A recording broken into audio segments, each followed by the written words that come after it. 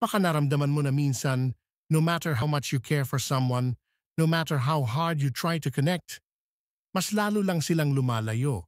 Tinutulungan mo, laging andyan para magbigay ng suporta, pero bakit parang ang layo nila? May mga oras na tinatanong mo sa sarili mo, may ginawa ba akong mali? Bakit ako iniiwasan ng taong akala ko'y mahal ako? Alam mo ba, hindi ito kakaibang senaryo? Sa katunayan, may malalim na dahilan kung bakit may mga pagkakataong ang mga taong pinakamahal mo, sila pa yung parang lumalayo. Paradox nga eh. Ang akala mo kapag mahal ka ng isang tao, dapat ay lagi kayong magkasama, lagi kang pinapansin, lagi kang naroroon. Pero may isang hindi madaling tanggapin na katotohanan. Ang taong pinakamahal ka, siya pa kadalasan ang nagiging dahilan kung bakit ka pinapansin ng kaunti o ni hindi man lang. Ngayong araw na ito, tutuklasin natin kung bakit nangyayari ang ganitong mga bagay sa buhay natin at ano ang mga aral na makukuha natin mula dito. Hindi lang sa ating mga karanasan, kundi sa mga sinaunang pilosopiya na naglalayong magturo sa atin ng mga pamana ng tunay na lakas at kabutihan. Simulan natin sa isang simpleng tanong. Paano kaya nangyayari na ang isang tao na mahal ka, bigla na lang magiging malayo? Unang, dapat malaman. Ang paradox ng pamilyaridad. Imagine mo, bagong bili mong kotse, pinapalaki mo ang mga gulong, pinapadama mo ang amoy ng leather seats, pinapansin mo ang bawat detalye. Lahat ng araw, hindi mo kayang hindi siya tingnan. Pero pagkatapos ng ilang linggo, may pagkakataon na napapansin mo na lang na parang wala na siyang espesyal na kwento. Nasanay ka na, pamilyar na, at hindi mo na nakikita ang mga bagay na dati nagpapaligaya sa iyo. Ang paralisadong atensyon ay nawawala. Ganito rin ang nangyayari sa mga relasyon. Kapag laging andyan ang isang tao, nagsisimula kang magtakda ng expectations at kalaunan napapansin mong di mo na siya pinapansin tulad ng dati. Wala na yung kilig na yung mga simpleng gestures ay may malaking halaga. Nakakalimutan natin bigyan ng halaga ang mga taong laging nandyan. Kung ganon, ang pakiramdam ng pagmamahal mula sa kanila ay natatabunan ng pagiging pamilyar at hindi na natin sila masyadong na-appreciate. Minsan, kailangan natin ng distansya para makita ang halaga ng bagay. Si Marcus Aurelius, isang Stoic philosopher, nagsabi na hindi natin hawak ang oras. Ang buhay ay mabilis, kaya't hindi natin dapat sayangin ang bawat sandali na kasama ang mga mahal natin sa buhay. Kung palagi mong naiisip na hindi mo na sila makikita bukas, baka mas madali mong ma-appreciate kung ano ang mayroon ka ngayon. Pangalawa, ang pag-ibig hindi laging mapaningin, minsan nasa katahimikan. Isa sa mga mahirap na bagay na tanggapin ay ang silensya ng pagmamahal. Minsan, iniisip natin na kapag hindi ipinapakita o hindi binibigkas ang mga salitang I love you, wala nang pagmamahal. Pero sa katotohanan, maraming tao ang nagpapakita ng pagmamahal sa pamamagitan ng mga aksyon, hindi mga salita. Baka hindi sinabi ng magulang mo, mahal kita, pero araw-araw pinapakita nila sa iyo sa pamamagitan ng kanilang mga sakripisyo, sa pamamagitan ng mga ginawa nila upang maging magaan ang buhay mo. Ang pagmamahal ay maaaring hindi palaging matinig at malakas. Madalas, ito'y nasa katahimikan at nasa mga maliliit na bagay. Seneca, isang Stoic philosopher, nagsabi na, "We suffer more in imagination than in reality." Huwag mong gawing assumption na hindi ka mahal ng isang tao dahil hindi siya nagsasalita o hindi siya nagpapakita ng malalaking gestures. Minsan, ang pagmamahal nila ay simple lang, tahimik at iba ang paraan ng pagpapakita. Pangatlo, pag-iwas ay isang pagsubok, hindi pagkatalikod. Hindi mo siguro naiisip na ang isang tao na mahal ka ay maaaring umiwas sa iyo para lang tignan kung paano ka mag-react. Gusto nilang makita kung magpanik ka ba, kung magmakaawa ka ba o kung magiging matatag ka at mananatiling kalmado sa gitna ng katahimikan nila. Ang pag-iwas ay minsan isang unconscious test na nilalagay ng isang tao sa iyo. Gusto nilang malaman kung ang halaga mo ay nakasalalay sa atensyon at pagmamahal nila o kung may kakayahan kang manatiling buo kahit wala sila. Tulad ni Marcus Aurelius na nagsabi, "Dwell on the beauty of life, not why someone ignores you." Huwag mong gawing sanhi ng stress at pagkabahala ang kanilang katahimikan. Imbes palaguin mo ang iyong sarili, mag-focus sa buhay mo. Kung matutunan mong mag-focus sa sarili mong buhay, mas magiging kontento ka at mas madali mong makikita ang halaga ng mga bagay. Pang-apat, pagkilala sa sarili at paglago. Sa tuwing naiisip natin ang mga tao sa paligid natin, madalas ay nakalimutan na natin kung gaano kaimportante ang sarili nating paglago. Ibinubukas ng distansya at katahimikan ang pagkakataon para makita natin ang ating kahalagahan. Pag hindi mo palaging inaasikaso ang ibang tao, natututo ka na ring mag-focus sa sarili mong pangangailangan, mga pangarap at personal na pag-unlad. Ang mga tao na may pinakamalalim na pagmamahal sa atin ay naiisip na hindi lang tayo dapat mag-focus sa kanila, kundi maging mas maligaya tayo at mas matatag sa ating sariling mga hakbang.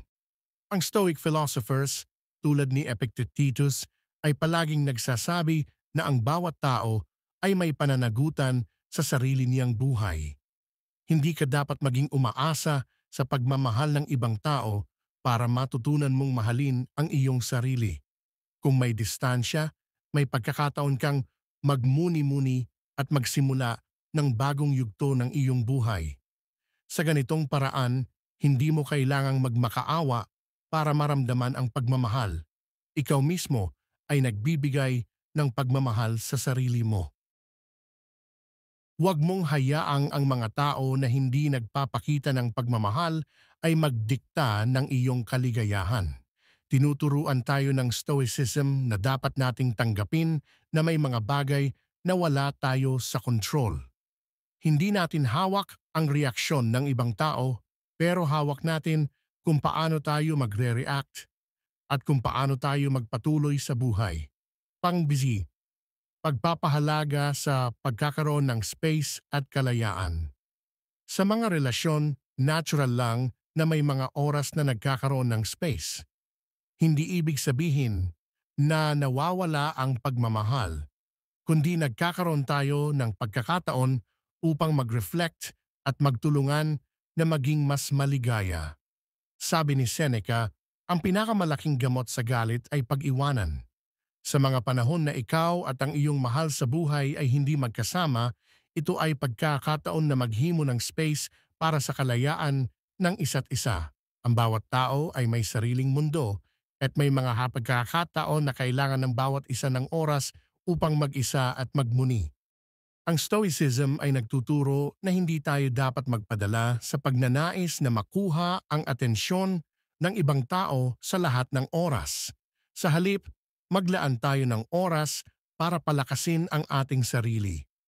Kung ang mga tao na mahal mo ay nagbigay ng distansya, ito ay isang pagkakataon para mapagtanto mong ang kaligayahan at pagmamahal ay hindi palaging dumaan sa pagsasama o sa constant na pag-uusap.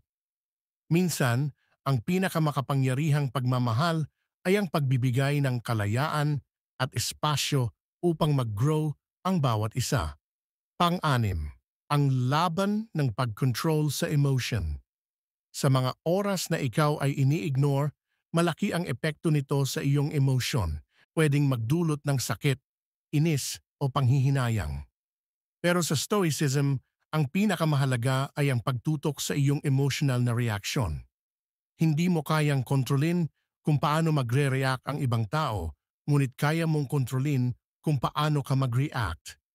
Ang Stoic mindset ay tinuturuan tayo na baguhin ang ating pananaw sa sitwasyon. Isa sa mga halimbawa ni Marcus Aurelius ay ang pagtanggap sa katotohanan na ang buhay ay puno ng mga pagsubok.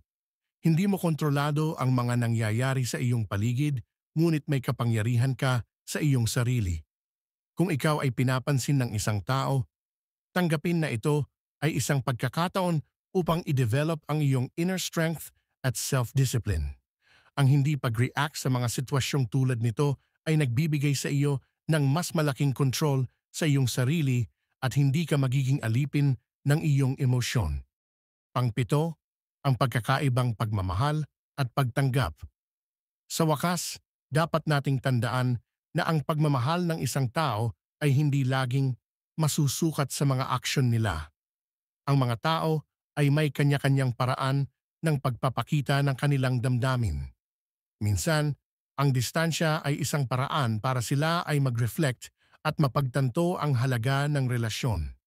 Hindi palaging madali ang mga bagay na ganito, ngunit kapag natutunan mong tanggapin at maunawaan ang mga dahilan sa likod ng distansya, mas madali mong matatanggap na ito ay isang bahagi ng mas malalim na proseso ng pagmamahal at pagtanggap sa isa't isa. Sabi nga ni Epictetus, "It's not what happens to you, but how you react to it that matters."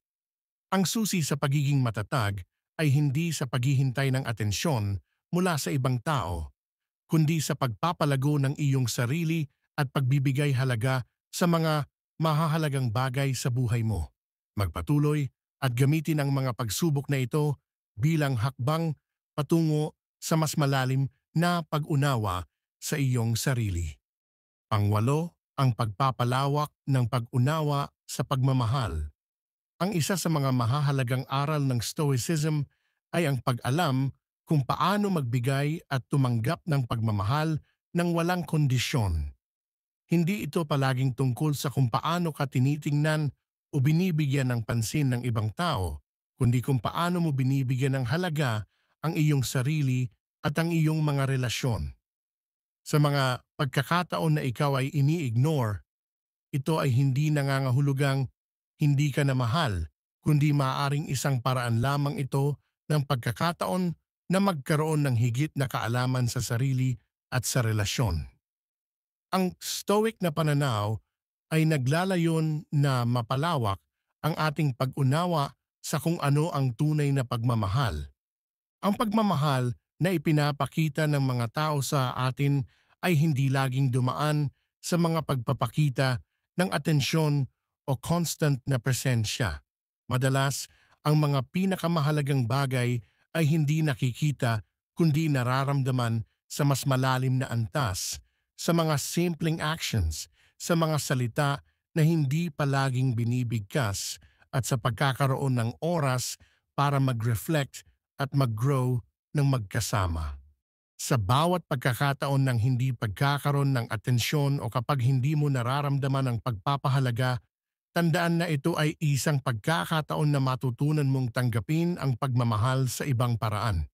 Ito ang isa sa pinakamahalagang prinsipyo ng Stoicism, ang pagpapahalaga sa mga bagay hindi sa kanilang panlabas na anyo, kundi sa kanilang tunay na essence.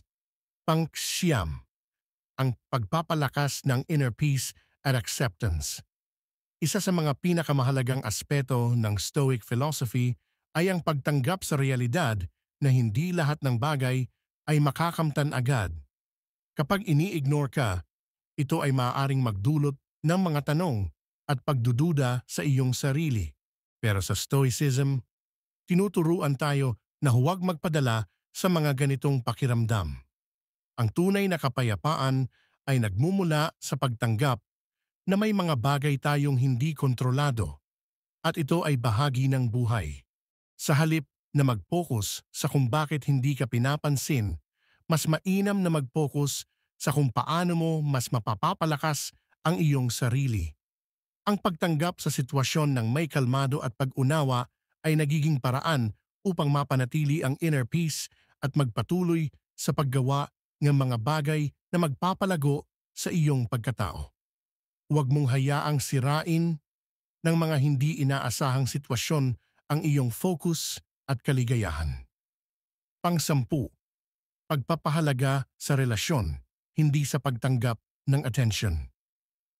Mahalaga ang pagkakaroon ng malalim na pag-unawa sa mga relation, ngunit ang Stoicism ay nagpaalala sa atin na hindi ang constant na attention ang batayan ng relasyon. Ang mga tao na talagang nagmamahal sa iyo ay hindi laging nakikita sa bawat galak o pagpapakita ng kanilang presensya.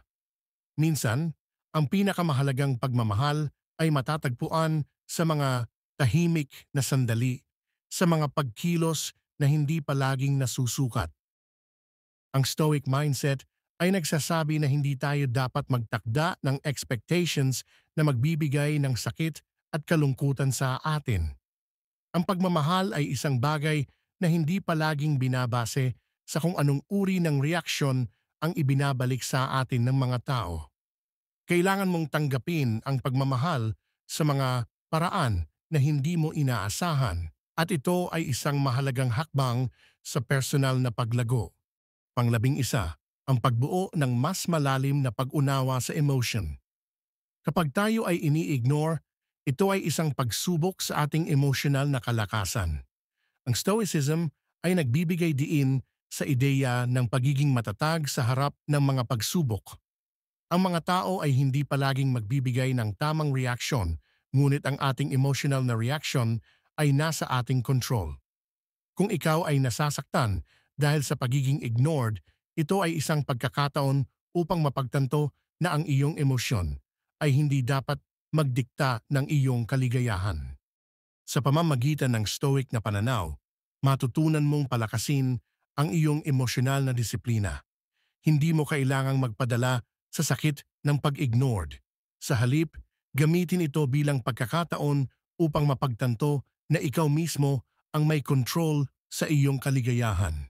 Sa bawat pagkakataon ng kalungkutan, mag-isip ng malalim at mag-reflect kung anong mga aspeto ng iyong pagkatao ang dapat pa nating pagtuunan ng pansin upang maging mas maligaya. Panglabing-dalawa, ang kapangyarihan ng pagbibigay ng pagtanggap sa mga relasyon. Sa huli, ang mga relasyon ay tungkol sa pagtanggap hindi lang sa ibang tao, kundi pati na rin sa ating sarili. Ang Stoic philosophy ay naglalayon na tayo ay mag-focus sa kung ano ang makapagpapalago sa atin at hindi kung ano ang maaaring magpabigat sa ating mga puso. Hindi palaging tungkol sa pagbabalik ng atensyon o pagmamahal mula sa ibang tao, kundi kung paano tayo magbibigay at tatanggap ng pagmamahal sa ating sariling paraan. Huwag kalimutan na sa bawat pag-ignored na naranasan mo, mayroong pagkakataon na mas lalalim ang iyong pag-unawa sa tunay na ibig sabihin ng pagmamahal. At sa huli, ang tunay na pagmamahal ay hindi palaging ipinapakita sa paraang inaasahan natin. Matutunan mong tanggapin ang lahat ng aspeto ng relasyon, maging ang mga tahimik na sandali, at magpatuloy sa pagpapalago ng iyong sarili bilang isang tao. Sa pagtatapos ng ating pagtalakay, tandaan na ang Stoic philosophy ay hindi lamang tungkol sa hindi pagpapakita ng emosyon, kundi ang matutunang tanggapin ang mga bagay na wala sa ating control. Ang pagmamahal ng ibang tao ay hindi palaging nakikita sa mga katulad ng inaasahan natin, ngunit sa pamamagitan ng Stoic mindset, natututo tayong magbigay at tumanggap ng pagmamahal sa isang mas malalim at mas malayang paraan. Magpatuloy sa pagpapalago ng iyong sarili at tandaan, ang hindi pag-react sa mga sitwasyon ng buhay ay isang pagsasanay na magdadala sa iyo ng higit pang kapayapaan at kaligayahan. Huwag kalimutan mag-subscribe at i-click ang bell notification para sa mga susunod na videos na tiyak makakatulong sa inyong personal na paglago. Salamat sa panonood at hanggang sa susunod na talakayan.